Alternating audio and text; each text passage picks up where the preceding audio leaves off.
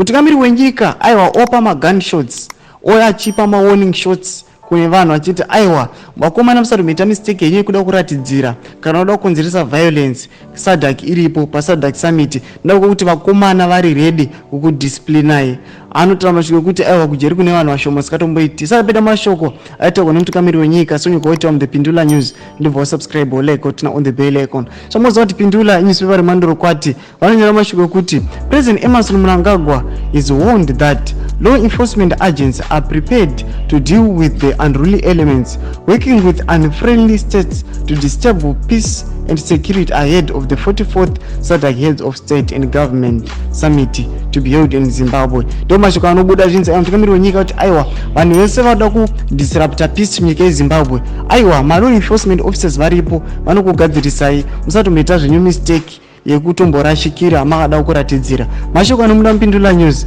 tidze mafungiro enyu munoti kudi pamusoro pemashoko awa penya comment section medu musangano subscribe kulike channel tina on the bell icon.